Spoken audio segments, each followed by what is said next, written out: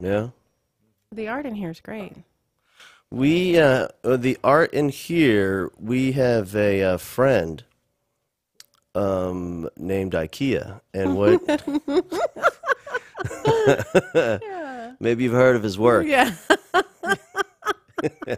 He's only done, like, he'll do a print and he'll do a limited run of like maybe 500,000 of those and sell them all for, Well, you've chosen some great IKEA pieces. Yeah. some of our favorite work. Yes. All right, brother, would you look in this, when you get a second, would you look in this cam too and see how that looks? And we'll get it going, huh? Yeah? All right, I'm going to clap it and we'll kick it off. Here we go. You know what we're doing here? No. What would you guess? Well, is this for your editing purposes? That's right. All right. Very good. Okay. So like in the movies, they have Yes. a clapper. Mm-hmm. That's what we're doing. So what we do, we actually record the audio separate from the video, and then we put it into the software. We have to line it up. Okay. That's how we line it up. All right. Look at you, man. Oh, breaking all kinds of ground today with the learning. Getting a learning on. All right, here we go. I'm ready. Get fired up, Mr. Julio. You ready to do this thing? Yvonne Taylor in the house. Are you in the mood? I am. Let's talk about some stuff. We're going to get to the bottom of it. Okay. Here we go. We're going to kick it off. And we are, doors locked, phones off, everything's recording. Let me look at one more time. And we're going to check it. And we are officially rolling. Almost. Almost. Almost. How about? There. Oh, that's it. You ready? I'm ready. Let's hit it. Here we go. Okay. Let's do this thing. All right. Welcome to the Teach Like a Rock Star podcast. We have Yvonne Taylor in the house. What a day. I'll tell you what, we've had some exciting stuff coming up this last week. We were in Dallas, Texas, had a wonderful show. We had teachers from all over, from Brownsville, Texas. They flew up. Teachers from right there in Dallas, like Carroll and Richland, Fort Worth ISD, even Pflugerville ISD represented. It was awesome. January, we have shows coming up, lots of in-service dates. Taylorville, Illinois, Arnold, Missouri, with Foxy 6 schools. How about the name of that district? Foxy 6. I know, it sounds like some sort of Charlie's Angels. Right. Foxy 6. And also, we have Florida dates coming up in January, Fort Lauderdale, Jacksonville, Tampa, and then we're back here home on the road in Texas in February. I'll be there. There we go. Yvonne Taylor's in the house. Yvonne Taylor, we have an interesting woman. Man, I'll tell you what, so much to talk about. And we had a writer, a teacher, a mom, doing the solo parenting mom, a wonderful child that I know personally in school, and so much going on in your life. Mentoring, a little business, helping kids write essays, getting into college. And we're going to get to the bottom of it all. We're going to through it all. Good to have you. It's good to be here. Good. So let's take it back, because I learned something about you just in our casual conversation, that you grew up in a military family. Yes. My dad was in the military. He was in for 22 years. Mm-hmm. And I feel like that really shaped me a great deal. Yeah. Yeah. So is that all you knew was the military kid? Military kids. The brat. They call it the brat. Yes, I'm an Army brat. Yeah. And we moved every 3 years until I was 15 years old. So you've seen a lot of schools. A lot of schools. A lot of schools. Tell me some of the cities in which you've lived. Well, I was born in Louisiana, but never lived there. Born in Winfield, Louisiana, never lived there, but that's where my parents are from. And then we moved to Tacoma, Washington. And then to North Carolina, and that's where I started school, was in Fayetteville, North Carolina, Ponderosa Elementary. It's funny how you still remember it, you know? I remember that. Right. Yes. So I was there for the first 3 years of my education. Yes. First, second. Yes. Or was it KK first? Were you one of those kids? No, no. It was K first, second. And actually, my parents started me off in a private school, and I hated it. Yeah. And so then they moved me to Ponderosa. And so I went to school with a lot of other Army brats. Then we moved to Massachusetts, and 3 years there, 3 different schools in Massachusetts, and then Heidelberg, Germany. We were there for 3 years, and The Dodds yes, system. absolutely. Yeah. Which, I mean, those are wonderful schools. 3 years there, then Fort Hood, Texas. We were in Copper's Cove. Yeah. And that's when I was in like marching band and, Texas marching band. Serious competitive thing going on. Yes, it was serious. Yeah. And so you graduated in what year at Copper's Cove? Well, I didn't graduate there. We moved to Houston. My dad retired. Should have guessed. Yeah. Okay. So we moved to Houston, and I had moved in my sophomore year and graduated from Eisenhower High School in the Aldine district. Eisenhower, yeah. I get it. Yeah. All right, let's take it back to Ponderosa. Okay. I love the name of that. Yes. Fayetteville. That's in Arkansas. Yes, there's one in Arkansas, but there's one in North Carolina too, where Fort Bragg is. All right. Yeah. So you said that when you started out in school, it was a private school, but you hated it. I hated it. And I was only there for a brief period of time. And this is kindergarten. Yes. Kids speaking. Yes. It's kindergarten. Man, if you're kid. hating it at kindergarten, Yes. Yes. Absolutely. If you're hating kindergarten. there's no turning back. You're going to hate everything from then on out. Yes. So that's good. They got you out of there and got you into a public school system. And when you show up on the first day, can you go back in time, and was it a significant difference in the feel of the classroom, or what was it? It was more open. And things felt very regimented at the private school. And Was it a faith-based private school? I don't remember. Yeah, okay. I don't remember. I just remember people not being very friendly. Yeah. Yeah. The educators not being very friendly. And I was a sensitive, quiet kid. So that was important to me. And it was wonderful at Ponderosa Elementary, and it was very diverse. Fayetteville was extremely diverse ethnically. Yeah. And so do you still remember some of your teachers? Miss Malonis. I do. That's great. Yeah, you can go back in time. You get some picture of the little outfit they wear. Sometimes you can smell it. I have that experience where, I can be in the grocery store and like a little old lady will pay, and I can recognize the perfume. To like one of my teachers, that was Miss Roner. Right. It's so interesting how it kind of triggers that emotion and that memory of you kind of go back in time. There's like this little internal emotional metamorphosis where you turn back into a little kid just for a second. And so at Ponderosa, and her name was what? Miss Malonis. Miss Malonis. And I remember her name because baloney. Yeah, right, for sure. Yeah. and so what was it like in her classroom? And this is what grade? This would have been kindergarten. I just remember doing lots of arts and crafts. I remember having a lot of fun. Yeah. And I remember talking too much and getting in trouble for that. At the time, I was an only child. My sister wasn't born until I was 8.5. So I loved school. Yeah. It made that was a huge change for me to be able to go into a classroom that I loved, and my love for school never abated. Really? That's awesome. Yeah. Because a lot of kids come in, in the early grades, and it really can go one of two ways. You either get kind of that emotional conditioning to love it, or you're conditioned emotionally not so much. Right. And it's really hard to turn those kids around. And especially now, the research shows, if a kid has a couple of years, just 2, of a real negative experience. And whether maybe it's not a connection with that teacher, I'm not even saying it's a bad teacher, but if he gets 2 years in a row of a negative experience, I mean, it is near impossible to bring this kid back around. Wow. Because we're talking about 2 years worth of emotional conditioning to waking up and not wanting to go, walking through the door and having that feeling that they don't like being there, and so it's really hard to bring a kid around. So, but you had a positive experience, and really it sets you up. Yes. And I always tell people that, if a kid's, having a great time in elementary school, and we can get that for a few years in a row, for the most part, it's such a deep-seated emotional state that sticks with that kid. They can get through a couple of negative years later. Yes. I completely, from my own experience, agree with that. I loved school so much and enjoyed the experience. Again, I said what I didn't like about the private school, really that was all emotional.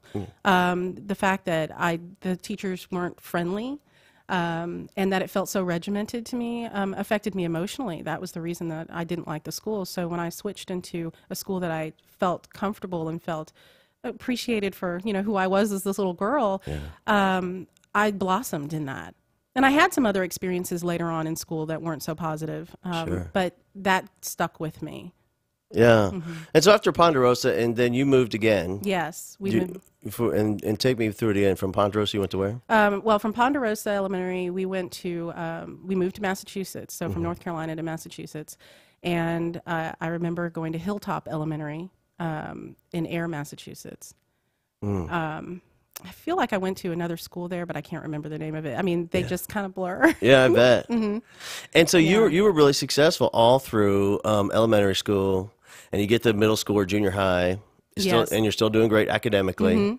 And from your home, I'm wondering, since it was kind of a military family, was there that heavy-handed, disciplined, there's a right way and there's wrong and this my way. Absolutely. Yeah, and if you're on time, you're 5 minutes late, and that was that going on. That was going on. Yeah, so there's a lot of accountability. So they're holding you accountable, and in a real heavy way. Yes.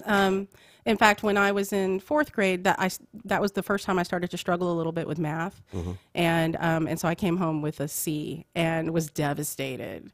And so there was a lot of pressure to do better. And then when I was in junior high, I had a run-in with a teacher. Did have a teacher, an English teacher, who just didn't like me. And we were living in Germany at the time, and we had to leave for a couple of months and be in the States because of a funeral. And most of my teachers gave me my work to do. This teacher didn't, and so I got a D in English, which was my favorite subject. And he had a conference with my parents and wanted to move me out of his class into a remedial English class. I ended up being an English teacher, so don't think I needed remedial English, but that my parents believed in me really pushed me to do really well the next 6 weeks. So I had that D, made an A the next time because I had to prove that, I could do the work. And so it wasn't necessarily, you weren't worried about these severe consequences that were going to have to happen at the house, more so that you didn't want to disappoint them or disappoint yourself, or you wanted to overcome this, this label that they're trying to put on you as not being able to do the work, not successful, she needs remedial help. Right. And the whole time. But you said that's your favorite class, at this point. So, and were you writing back then outside of class? Yes. I started writing in fifth grade. And I had a teacher in fifth grade who encouraged my writing. I was writing plays, and she would allow me to write the play, and then on Fridays pick people to participate in the play, and we would do them in class when we had time. Right. So so at this point you're a writer. All right. So you already have this identity as a writer. Yes. So I'm wondering if that was one of those things that really helped get you through that unfortunate situation with your teacher, because it was kind of ingrained in your identity. Hey, man, I'm a writer. Right. Yes.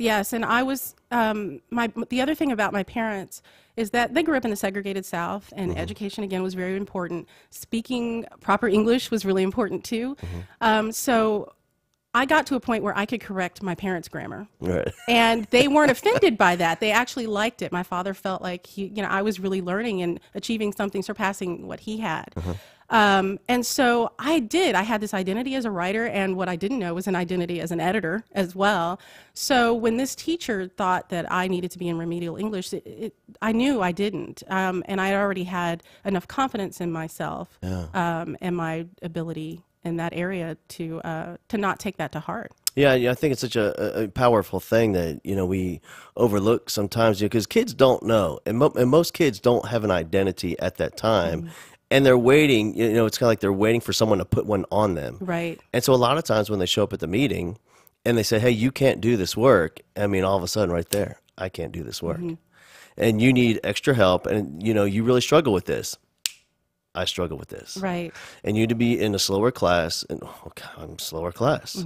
And then so they get, and now there's all these people around them, and they kind of live up to that level of expectation that they're kind of set within that new community of the classroom. And so the whole time, whether any of that is true or not, who knows? Right. You know what I mean? Right. I'm sure sometimes, probably, maybe, but I am telling you, I've met lots of kids that, by the time I got them as a senior and they've received special services, been in special ed this whole time. And I'm like breaking the news to them, brother. I've got some good news and some bad news. The good news is you ain't special ed. Right. The bad news is a little bit late in the game, but I think that's great. At this point, you already have this rock solid identity as a writer and a successful editor, Yes. Yes.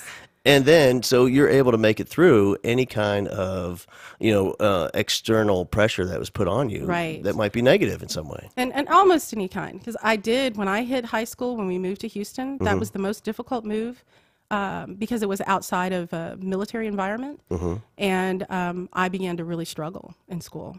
At Eisenhower. At Eisenhower. But at the Cove, as we call it. Yes, I've been to the Cove a few times. I love the Cove. Yes, yeah. Man, and I'll tell you what, I'm so proud of the way they handled this recent situation. I just saw on the news, but over this last week, they ended up shutting down the schools. And they had bomb threats coming into I guess, a number of different schools on a daily basis. And Dr. Joe over there just shut it down. He said, we're shutting doors. And I tell you what some of these teachers did. They went to a lot of the churches in the area, and you can look on Facebook and see the pictures.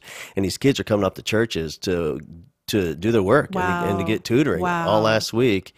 And then, of course, the Connecticut happened, and so what they went, and now they worked with the local police force and also Fort Hood, and they filled their schools and make them just incredibly safe places now. And they have some new restrictions about checking in and checking at the front.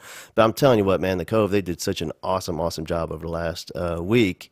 And it probably has a lot to do with the fact that you went to school there. That's the only thing I can. That's right. When you bring it, that's like the one common denominator.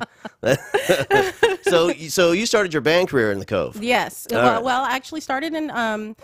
I was in not Massachusetts. I was in Germany when I started playing clarinet, and then moved into marching band when I was in Copper's Cove. Okay, and so did you do the marching band thing as a clarinet player, or did you play in the percussion? I was in the flag corps. So there you go. Yes. Okay. I was in the flag corps during Texas's sesquicentennial year, which was our, I guess, 150th anniversary, 1986. It was this big deal. We were in small town Texas, and so we got to march in the parade, and I was the tallest girl in the flag corps, so I was right there in the center. It was awesome. And now, can you think back, who was the band director back then? Oh, Can wow. you I can see their faces, but I can't remember their names. Yeah, I was a band director. Were you? Yeah, you didn't know that. No, I for didn't know a that. long time. Wow. Yeah, and I knew some of the band directors after I guess they were there in the 90s, I guess. Okay. But I'm sure the folks who were there are long gone. Yeah. And so you liked the band thing and played clarinet, and then did you continue that at Eisenhower? I did not, which I actually think that if I had, that probably would have helped me a little bit with the transition that I had to make. That whole sense of community and connection and immediate friendships and relationships. Right. With what chair you are and who's sitting on either side of you and all the work and effort that goes into the band thing. Yeah. It is its own community, and I do think that if I had been in band, that probably would have helped. Yeah. And so you get to Eisenhower, and what happens? Oh, well, we moved in the summer, so I didn't know anyone. Eisenhower in the 80s was very diverse, but what I had been used to in the DoD schools was all of the kids mixing. So when I got to Eisenhower and everybody was self-segregated, I didn't know where to sit. Yeah. So that was just my identity in other ways was questioned. Sure. At Eisenhower, and it was a struggle for our family. This was during the middle of the recession, so we were having some serious financial issues at home. Again, I was a quiet kid and a shy kid, so I had all this stuff going on, but I didn't act out in school, so I just stopped doing homework. And I ended up in 10th grade and again in 12th grade failing English with a 69. Both times. Same teacher. She was a wonderful teacher. Wonderful teacher, but she knew I could do the work. She also knew that even though I was making zeros on homework, I would ace the essays in class. In-class essay, I would ace it. So she got me involved in UIL Ready Writing. And the first time that I did that in 10th grade, I got first place against seniors. So clearly that identity as a writer, which sustained me. Yeah. I knew I was dealing with a lot and didn't know how to communicate that, other than failing courses Yeah. and failing. Well, actually, the only course I failed was English, so that was, I think, a cry for help that didn't get heard. Yeah. But that's what happened when we moved to Houston.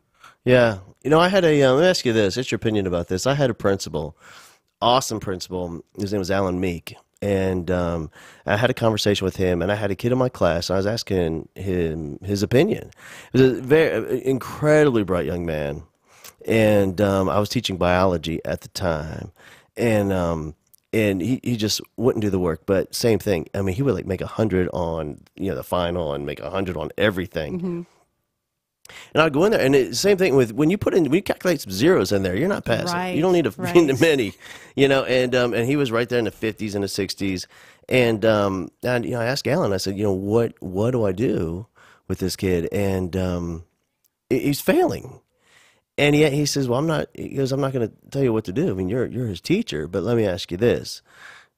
Does he understand the work? Right. Does he know the material? I said, yeah, man, he knows it more than me. Mm-hmm. And he would ask me, what's your goal for this kid? Is it to, I mean, you're a biology teacher. Is your goal to teach him biology? Or is it your goal to teach him to do his homework? Or what is your goal? And I said, I want him to learn the material. That's, to learn biology. That's why he's in there. And he goes, is he failing his other classes? And I said, no, he just won't do his biology homework. Mm-hmm.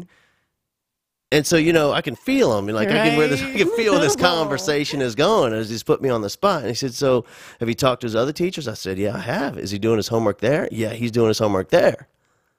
He says, I'm not even even say. He goes, I'm not sure that kid has a problem. Whoa. I think maybe you have the problem.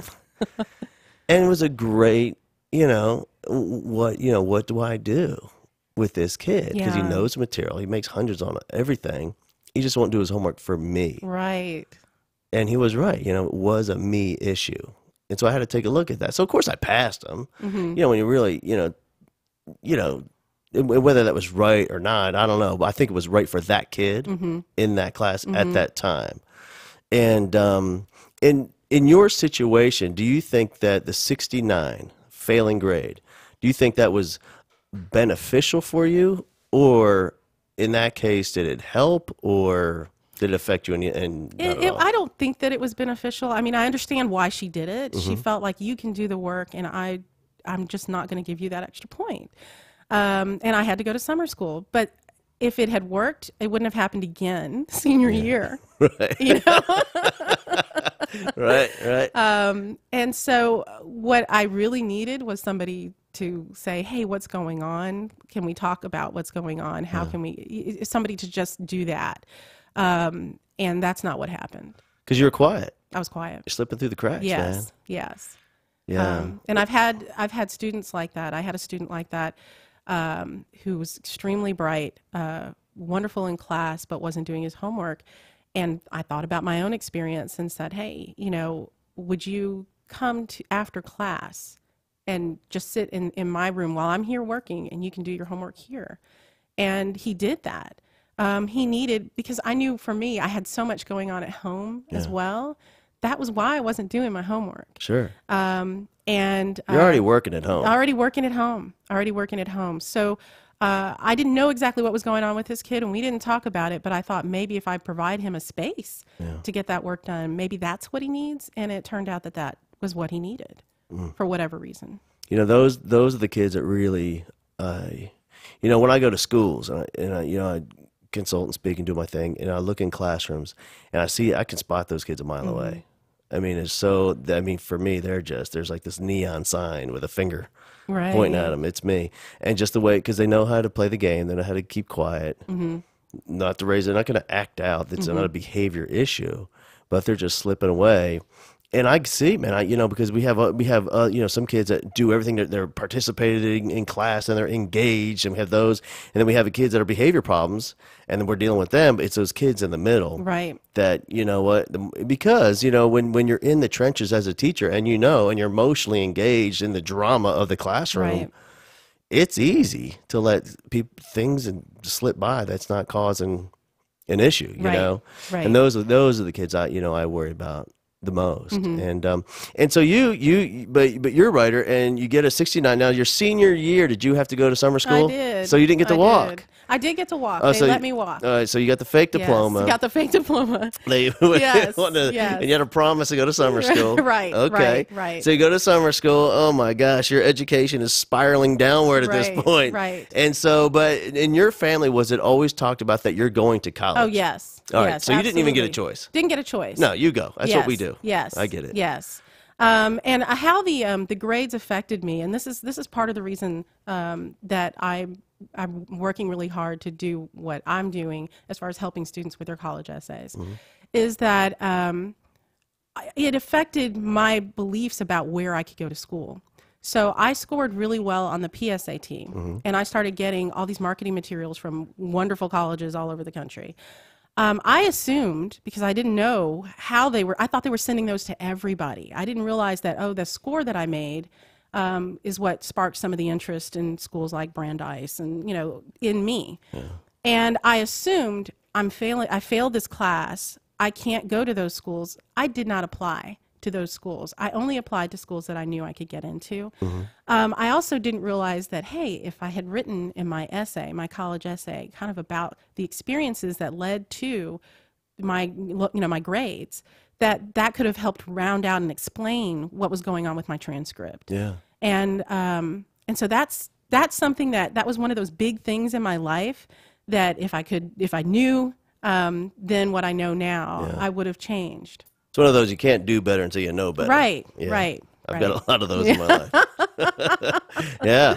And so you end up going to school, and you started at what university? I went to the University of Houston, and I paid my way through school. Working. So you're working. I worked my way through school. Where'd you work? My first job was at a daycare. The cool thing about that, I was 18 years old when I worked there, and I was teaching or working with after-school age kids. And one day, just a few years ago, when I was working at Rice University, I'm on the shuttle bus, I saw one of my students. She was a student at Rice, and she was 21 years old, and she looked exactly like she did when she was 5. Yeah. Yeah. So that was my first job. Then I worked at the mall. I worked at Lane Bryant. I worked at a car dealership for 3 years. And this is serious work. Yeah, serious work. Yeah. And then Chuck I was E. Cheese, very Good Lord. fortunate to get a job at the Leader newspaper. I was a proofreader at the Leader. And that was the first time I realized that editing skill that I had could actually turn into paid work. Yeah. And I did that while I was in school it took me 6 years, but I graduated with no debt. Yeah. That's unheard of. Yeah, I don't think you can do that now, no matter how hard you work. I don't know if it's even possible to work your way through college now. I mean, you can, but you got to have a real serious job and take a long time. Right. Yeah, and so immediately after school, what did you do? Did you get after my after college? Yeah. Let's see. Immediately after that, I got a job at a law firm. Then I got married, and we moved to Dallas. And he was a computer geek, so he is in the hubby. Yeah, Okay. yeah. He was a computer geek and a really, really smart guy. And he said, you can understand everything that I'm doing, but you know how to translate it to people who don't. So I think you should try to get a job as a technical writer. So I got a job at Perot Systems as a technical writer. And I did that for a while. Is it Ross Perot? Yes, as in Ross Perot. In fact, one day he opened the door for me at work. He was walking in front of me. Whenever I think of Ross Perot, I also think about no pass, no pass, no play. Yes, because that 69 affected my UIL ready writing. You better hold the door for you. Yeah, you better hold the door for me. So here I am working at his company. Yeah. And I did that for a little while, but I really didn't like it. And I was confused as to why I didn't like it, because everybody told me that with a degree in English, you can't get a job. And so I had this job, and it was working with words. But I knew I needed to go on and get a master's degree at least. And so you went to? I went to Southern Methodist University. SMU. Yeah. Beautiful. Yeah. And I took a part-time proofreading job at EDS, which was Ross Perot's first company, right? That paid really well. So I was able to work part-time there and pay my way through school at SMU, and finished my master's in 18 months. Awesome. Yeah. And so after that, what did The goal with that master's was to like maybe teach at a community college, and I debated going on for my PhD, but then moved back to Houston, got divorced, and I got a job at Rice University, working in the public affairs department, working in publications. Okay. So it kind of like put together a lot, and I really enjoyed working there, working on a college campus. And felt like, wow, this feels really good because it melts together my interest in education and my writing skills and communication skills. Yeah. Yeah.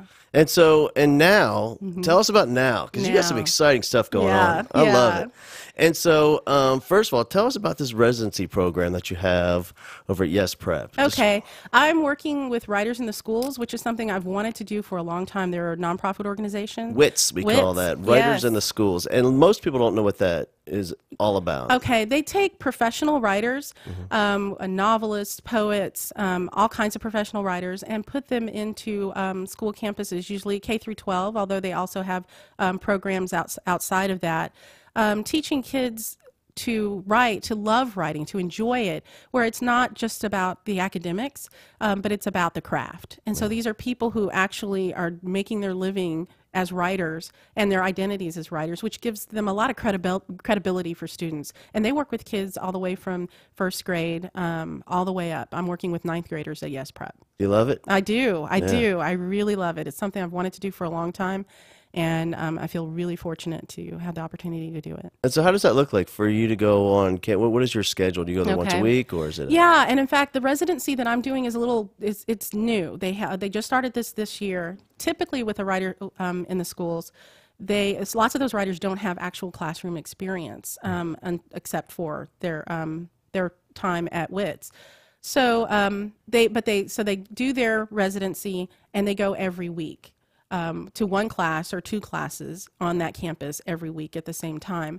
Mine is one where I get to work with the teacher whose classroom it is. So because I have that classroom experience, we're kind of working with how to maybe prepare students for the STAR exam, but using the Writers in the School type of curriculum that makes it a lot of fun. And so she's got goals that she wants to see achieved with the Writers in the Schools, and I'm working with her to make those goals, reality. And you love it. I do. I do. Have you found some secret writers in the? I have, absolutely. Well, I have one student who I can tell she's already a writer. She knows she's a writer, and she raises her hand, and she just comes out with some amazing things. Yeah. And then I have other students who think that they can't. And when they get something on the paper, and I have them read aloud too, or I will read it for them if they're too nervous to do that. And they've come up with some really amazing stuff. And I've even included Prince songs. I included Starfish and Coffee to talk about how you can create a story in a really short space, because these kids are going to have to write for the STAR exam a short narrative or a short piece of fiction in 26 lines. Yeah. So showing them that you're hearing stories all the time, and you just need to open your mind a little bit to what a story is. You're hearing them all the time, and lets them know that they can do that too. Yeah. Now, the more you teach and you take your craft from within yourself and kind of a part of who you are and your whole creative, that side of your life, and you share it with the kids, do you find that it affects your writing positively, or has there been any impact back and forth? I think it does. It's their reactions. So for example, the first thing that I did with the Yes Prep students is that I read something that I'd written. And usually when I'm thinking of my audience, I'm thinking of adults. So to see ninth graders listen to work that is about adulthood, about parenthood, about relationships, adult relationships, and how they respond to that has been enlightening for me. Yeah. Because they find a lot of meaning in it too. They can relate, and seeing that I think a lot of times people in general, adults in general, whether they're teachers or not, have this line of what is an adult and what is a child. And these students are ninth graders. Their experience, it's a human experience. And so I think that's what I get from them, is that this is a human experience that I'm expressing on paper, and even as young as ninth grade, they can relate to it. Yeah, yeah. And then also with your work with our graduating seniors, that are doing that whole college application thing. Right. Which, first of all, that whole process, just that anybody even completes that thing, I mean, you got to get, I mean, I think that's like part of weeding out the kids right there. I mean, Right. who's actually going to start this thing and actually get to the finish of it to get admitted to a university? Because, that's one of the big challenges. And, you and I have talked about this previous, is that if you don't have that parental support and also the complete expectation, and for most kids that go to college, it is beyond an expectation. It's part of who this family is. This is who we are as a family. We go to the university. That's who we are. And so, I mean, it's like a whole level above expectation. If you don't have that foundation, just for some kid who maybe his parents haven't gone to college, they don't talk about college, there's no discussion of it in their home, to actually go down to the guidance counselor, Yes. start picking up packets and trying to fill this thing out. No idea where the money's going to come from. So there's got to be some sort of a funding source and a grant and scholarships and loans and all that. And then to get through that, and then to do it multiple times, get himself signed up for the test, the SAT, the ACT, all the stuff that goes into this preparation to get for the application. And then that thing just in and of itself is, and in fact, any of these kids do that. I mean, it really boggles my mind. Right. There's so much to overcome to go to college if that's not a part of, who you are as a family. Right.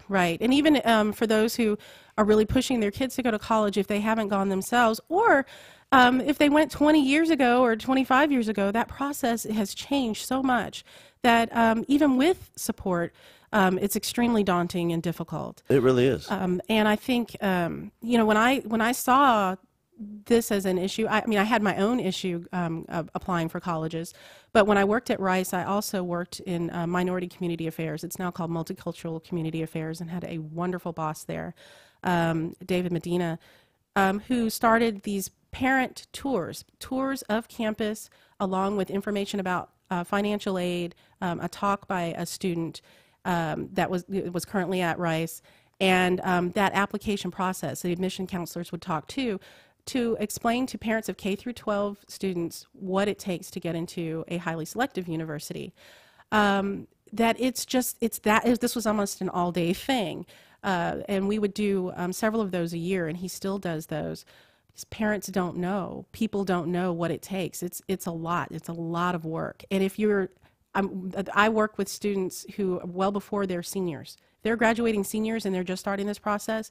That's too late. Yeah. They really need to know this information going into high school, so that they can be preparing and looking at colleges and figuring out what all the dates are for when all these different pieces and components need to be sent in. Yeah. It's a huge process. It really is. It is a monumental undertaking, for a kid with support systems in place. And the counselor knows he's one of those kids that we need to target. They're going to go, and their parents are on the game. I mean, and he has a team working for him. Right. It's still daunting. And then without that team, it just amazes me how some of these kids can find their way through this maze of obstacles that seemingly set up. I mean, I don't know how it has got to the point. It's kind of reminds me of the IRS and taxes. Yes. It just gets more complicated and complicated. And look, this kid just wants to go to school, man. Right. That's it. Right. And and so you work with kids and on their college essay portion of the application. Right. That is, I feel like that's my specialty, because that whole process is huge, and there are lots of people out there trying to work with students to get them through that application process. But the part where I feel like I can really make a difference is, because I'm a writer, is that college admissions essay. And I got a chance last year, or actually it was just this past summer, at Rice University to work with my former boss on the college admission essay with students that they brought into campus, 9th through 12th graders. So they had 2 other writers working with students for a week on crafting that essay. And it was just it's really profoundly enjoyable experience, but it also helps those students see, well, these are what my strengths are, these are what my interests are, this is where I might want to go. And so I think almost if you start, instead of thinking of the essay as an afterthought, but thinking of the essay as something that you do to kind of figure out what it is that you want to be doing. That can help narrow down where you want to apply, the kind of school where you want to be. Do you want to be in a small school? Do you want to be in a large one? Do you want these kinds of opportunities? That's something that I think should come even before anything else. And it also, helping those students with that essay helps them with their writing in general. Sure. So it can help them throughout their academic career. And when the kid comes to you, or when the parent brings a kid to you, typically, is that in the very beginning of the process, or has the kid already written this thing and it's a mess and we got to start over? With the ones that I have worked with, it's all over the place. So some kids don't have no clue, and we're starting from scratch. And other ones think they already know. They've already been looking at the common application, and they're already looking at the prompts and deciding what they want to write about. Some have had works that are already in progress, and we work on that one, and then we can continue on with another one to apply at a different school. Most schools nowadays use the common application, so there are these prompts that all kids are writing about, but there are some schools that still don't, or you can write your own specific essay for whatever program you're going to be in. Yeah. And I'll tell you what I'm interested in also. I wonder if you have any knowledge of it, is when the kids have these essays and the essays are submitted, who's reading these things? These are the admission counselors, not counselors, but officers. Because there's thousands of them upon thousands. Yes, yeah. And how much are they reading of these? They read them, because what their job is to do is to create a community on campus. So they're really looking for students that are going to fit their mix and of their campus and add to their campus. So they're reading through all of these applications. They're getting a lot of, like, if you're looking at highly selective schools, they're getting a lot of really great kids. Not getting into one of those schools doesn't mean that your kid isn't great or that you didn't do everything you needed to do. It's just that there are only so many slots and so many people are applying for them. So they do pay attention to these essays. But if you think about it, that essay can really stand out and can catch somebody's attention. If you've got students that are very similar in a lot of ways, that essay can make or break an application. Absolutely. And so when you're working with these kids, if you had, is it a thing where you're trying, is it a different goal for each kid, or? I think so. Some students are really strong writers already. A lot of times students are trying to figure out how to get into a particular school. And I kind of want to put back away from that and figure out, who are you? What's important to you? What motivates you? How are you going to contribute to society? So that goal is for all of the students. Some students are going to need a lot more help in actually technically being able to write that essay. Some students are going to need more help in pulling out their stories. What I hear from a lot of students at that age is, I don't have anything important to say, or nothing dramatic has happened to me, because they think they need to talk about a death or something like that. I had a student write the most beautiful essay about the furniture in her parents' home.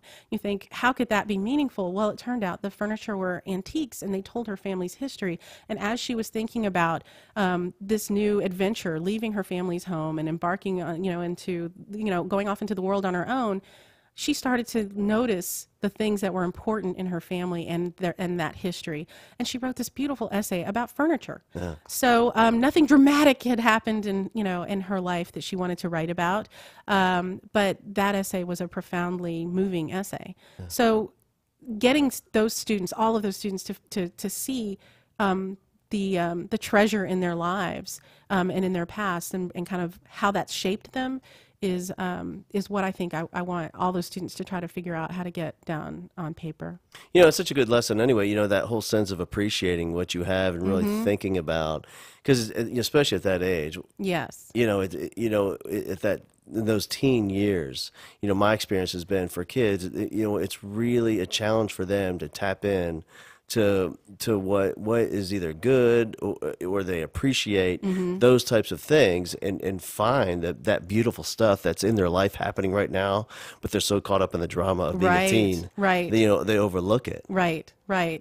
And I also find that a lot of students, teenagers still want to please their parents. Parents may not think that they do, but they do. And when it comes to that decision about where to go to college or even what to major in, the essay can kind of help those students with their own voice and figuring out and being able to express, this is really who I am and this is what I want. Yeah.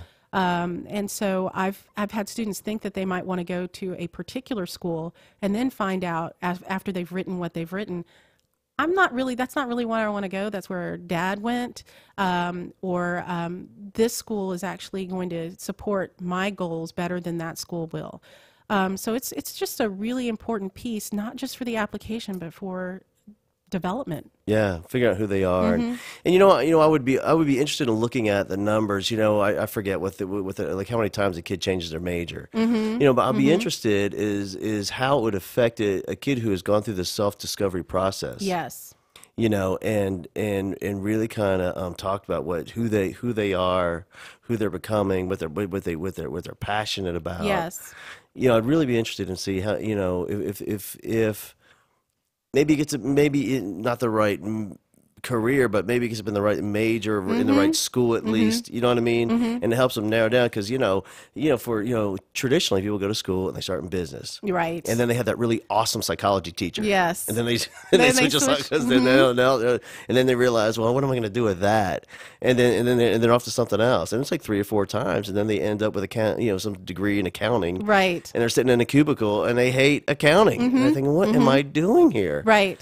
But then they get credit cards and a car payment, and they get married, and they got a job and a house. Now they're locked in. Right. And so I love this whole idea of this journey of thought, and self-discovery that we take them through. And sure, it's called the application essay. Right. That might be that. Okay, let's call it that. But really, what is this vehicle for this kid to take? For a lot of them, I bet for a lot of them, it's their first time that they really think at this level. Yes. Because in even in senior English class, a lot of kids are just, man, I'm just grinding it out, man. I'm doing my essay. I'm just turning it in and hope I get a good grade. They're not really digging down deep into their true self that you got them through. Right. That is exactly what I'm working on doing. That is exactly what I'm trying to do with students, because I do think that it can make a difference with where they choose to go, how they perceive an education, how they perceive that next step in their education, and then what the trajectory of their life will be, whether they're going to pursue, they may decide, yes, I still want to really pursue the most financially remunerative job that I can, or I want to pursue that, but I have these other desires too, and this is what I want to do with that education once I get it. This is the first time, I think, for a lot of them that they'll really have the opportunity to sit down and think that through. Yeah. Yeah. It's awesome. And so parents that need you, and they're out there, how do they get in touch with you if they want to? They can get in touch with me via my website, which is YvonneWrites.com. Yvonne Writes. Yes, Yvonne Writes with a W, which a lot of people now think is my last name. Right, yeah. You're kind of famous as Yvonne Writes. It's Yvonne Writes. Right. Like the verb, writes. And there you'll see my writing. That's so typical, the writer describing her name as a verb. It's a verb. Yvonne Writes as the verb, as in the verb. Right, perfect. Yes, yeah. That's who you are, for sure. So on that website you'll see my writing as well as information about my kiddo, my blog, and information about these courses. And I had an opportunity this summer also to teach give a talk to students who are in a program through the Mayor's Office of Education Initiatives, and these were former gang members who are still in high school. And that was an amazing experience as well, because they have a lot to write about, but they have stories that can help them transform their lives and show someone how they perceive and can use the experiences they've had in life to make them very successful in education, for their college education. So any student can benefit from this. And it's not just for our students who are going to highly selective universities. It's for students who are going to community college. It's for students who still aren't sure what they're going to do. Sure. Yeah.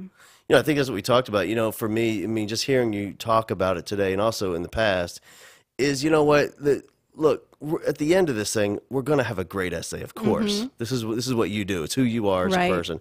The essay is going to be awesome. But you know what? That's just kind of the byproduct. The real thing is getting this kid to think, within himself, deep within, who am I really, and what is it that I want to do, and who I'm becoming, right? And that whole process that we just talked about of self-discovery, that really is, for me, the most beneficial and valuable part of it. And where am I going to go, and what is that trajectory? What does it look like? But at the end of it, hey, by the way, we got a really awesome essay. That's right. That's you know what right. I mean? That's the beautiful thing about it. All right, since you brought it up, you said on the website, and there's people going to go now, and they're going to find out about the kiddo. Yes. Yes. Talk to us.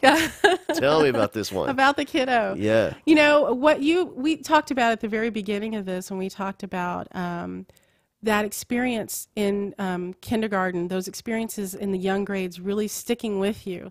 I have a child whose experiences of school are very different from mine, and he's having a difficult experience in school. He's not enjoying it. He sees it as really hard work, and he's already projecting into the future that if this is what kindergarten and first grade is, this is the way the rest of life is going to be, and how am I going to be successful at it? I mean, at 7 years old, he's worried about whether or not he's going to be able to take care of a wife and child.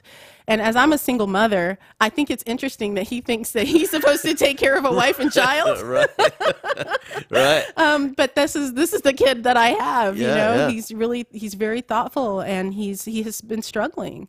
He's been not academically. He's not struggling academically. It's behaviorally and emotionally at school. Yeah. Yeah. Yeah, he's wicked smart. You know that, right? Yeah. Yeah, he's silly smart. and just, this level of reading and comprehension, and you're right, the thoughtful, and just watching him, when he was over at the house the other night, just watching him work and think and do his thing. And he's 7. Yes. Yeah. Yes. And he's way beyond that. And in fact, there was when we had him over for dinner, we got some egg rolls, and there's this funny situation went down at the table, and so there's a limited number. We have lots of kids there, and so he says, "Man, I love egg rolls," and he gets one, and of course at that moment, my wife steps in. She says, "Hey, listen, go ahead and start with that one, and then let's see if you want some more after you start with it." And he has it in his hand, and he's looking at her, and he puts it on the plate, and he pauses about 3 seconds, and he gets another one. Because if you think about it, that's exactly what she said. Let's start with that one. Right. I've started, and now we're continuing. It was great, and you can see this little smirk on his face. Well, there you go. Yeah. I So- followed the instructions. Perfect. And I got 2. And you're happy, you should be. Right. And, Because that is what you said. yeah, exactly. He's awesome. And so he's doing fine academically. I mean, he can do the work. Yes. And so what do you think? Where is it? Is it a? I mean, because there's a lot of variables. I mean, there's a community in the classroom of other kids. Of course, the teacher plays a variable. There's a system in place that we impose on every kid the same system, basically. Right. Well, it's really interesting because I'm going to be moving him into a private school. So he's having the total opposite experience that I had, moving him into a private school in January. And he visited that school and really loved it. In fact, when he had to go back to his current school, he burst into tears. And he said, "Well, everybody's nice. Everybody's nice." And I thought, well, you're going to have an altercation at some point. Sometimes people aren't always nice. What else is it about the school that that makes you want to go there? And, he just kept reiterating how nice everyone was. Well, 2 weeks later, he came back to me. And he said, "You remember that question you asked me? So this is this kid, his little wheels turning." He said, "I like the fact he attends a Montessori school now." And he said, "I like the fact that the teacher hands out the work at the new school. And I like that everybody's working on the same thing at the same time. And I like that there aren't so many kids." So I was pretty stunned that he had thought about all of those things. And because what that told me was it isn't just that everybody's nice. They're wonderful, but people are really nice at his current school too. Yeah. It's that he likes teacher-led instruction, which isn't, that Montessori is very individual, which Sure. I think I would have loved Montessori. I love Montessori. I love the concept, but that may not be what he needs. Yeah. He likes teacher-led instruction, and of course, everybody working on the same thing at the same time is totally not Montessori. And he's a little overwhelmed by large groups of people. Sure. So these are huge things that that have been, I think, a struggle for him. There are other factors involved as well, but I think those are really big ones. Yeah, I think so. And especially the Montessori thing, and especially I know in the particular room he's in, because we have multiple ages in that room. There's a lot of kids, all different levels of work, all different Montessori manipulatives, and and there's action. There's a lot going on. What are they working? And so for a kid really to sit in this environment and to focus in and get really locked in on a lesson, I can see how it would be really challenging for a certain personality of kid. And and it's this is one of those things where we can ask our kids, hey, focus, really, hey, come on, come on back here. Hey, we're working right here. Let's stop. Hey, look, here we go. Here we're working on this right here. But for that to take effect while this kid has, the math beads are out over here, and and all that going on, and it's just hard for some kids to get right back here in this moment. Right. And so I can see that, especially for him.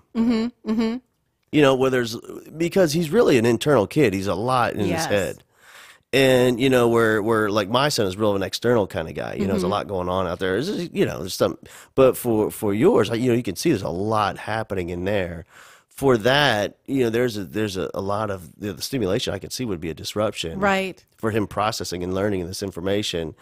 And I can see him possibly in this new setting being, more comfortable and successful. Yes. I think the first time I realized that he needed more quiet was when he got in trouble for some behavioral thing at school and was sent to the office. He had to be in the office and do his work in the office all day, and he told me that he liked it. And I thought, uh-oh. Yeah. He's like, I could get my work done. And I said, wow, this is a big deal. This is a big deal. So we had him working at a desk in his classroom, and even talked about putting kind of like blinders there. But and they've definitely done a lot of things to help modify the environment for him. But seeing him, how he responded to the other school, just let me know, just like I did, that he needed something different. And he was communicating that in the only way that he knows how. Now, how has your interaction been with his teacher? Is it because obviously you're not like a hands-off parent and just drop him off and well, he's yours now. Yeah. So there's some conscious parenting and active parenting, and you're participating in the class. And what are some of the things that you've done up there? Well, initially before school started, I wrote to his teacher and told him about some of the challenges that my son had in the classroom, so that he could be aware of some of them. And at first, Xander did really well, and then kind of the newness wore off of being in that classroom, and so he started to revert to some of those behaviors. The honeymoon's over. Yeah, the honeymoon was over. And I, fortunately, in working the way that I do, I was able to go into the classroom. When the teacher asked me, hey, could you come into the classroom sometimes? I did for a couple of weeks. I would go into the classroom 2 times a week for 2 hours at a time and just kind of work like a teacher's aide. So not directly with Xander, but with other kids too. And so that was helpful. That was helpful. I couldn't always do it because I'm working and I'm a single parent. Sure. But that was helpful, and I had that, the conversation with his teacher to allow, that to happen, which I think was helpful for him as well. He didn't have an assistant at that time, so he could also do some other things. But it also let me see the challenges of that environment. It's a Montessori school, but it's a public school, and now that they've become all Montessori, the exams that are so important in public school now are just as important for them too, and they're being really watched for that. And I personally don't think that those exams can coincide and coexist well with a Montessori With a environment. true, yeah. Yes. Exactly. And so I think what happens a lot of times, I don't know the specifics about that school, but I do know at other schools, it's called, but it's really this, it's, the thing is, that Montessori approach doesn't lead to, listen, these kids are way crazy successful down the road, but I'm talking about in these early stages, especially just sitting down in a traditional, now all of a sudden now in their columns and rows are going to take this test for hours at a time. And so I know a lot of other Montessori schools that really kind of, they're not true Montessori, strictly Montessori. They have to kind of bend the rules a little bit, so that they can hopefully get some of these kids somewhat prepared, But man, that whole test-driven thing. Yes, yes. It's why a huge reason that I left teaching. I taught for just a brief period of time, and I really enjoyed it. It let me know that teaching was in my blood, and I had to figure out a way to do it where I could do it the way I wanted to. Yeah, we're all, Mama, we're all trying to figure that out. Yeah. And the way I want to, I think, is also very effective. If you allow teachers to do the things that they are passionate doing, when you're in college, I'm sorry, I'm skipping over a little bit, but I've been thinking about this a lot. Professors don't teach in lockstep with each other. And they're not preparing students for an exact same exam that they're being held accountable for. And you're talking about having high school teachers and junior high teachers preparing kids for college, when college is nothing like the way that we're now telling teachers to prepare them. Right, yeah, exactly. And so it's extremely frustrating to try to teach to an exam and have all the teachers held to a particular standard of that exam, and not allowing them to teach in a way that is more that they're passionate about, that it then is therefore more engaging to the student. Yes, and teach in such a way to a particular student that would be more engaging to that particular kid. And then if you look at just geographically in this ginormous of a state we're in, well, let me tell you something. I mean, culturally, these kids, all over this crazy state, whether they're downtown Houston kids or way out in the Panhandle or East Texas or down in Brownsville, these are, worlds apart. And to really expect the same thing from the same kids in classrooms spread out all over the state, it's just mind-boggling, Yes. And so with the new school and he'll go there starting January 7th. All right. Yeah. And he's pumped. He's pumped. He's counting down the days. Yeah. And we've done things already with the new school. They've invited us to join into different community activities, and so he's been involved there. He's had play dates with kids. He is pumped. That's awesome. Yeah. I'm really excited about it because I want, and as everybody does for their children, but I want him to have that excitement about school that I had. I mean, it has been profound for me. Yeah. Yeah. And it's true. It's such an important time for him right now at this age.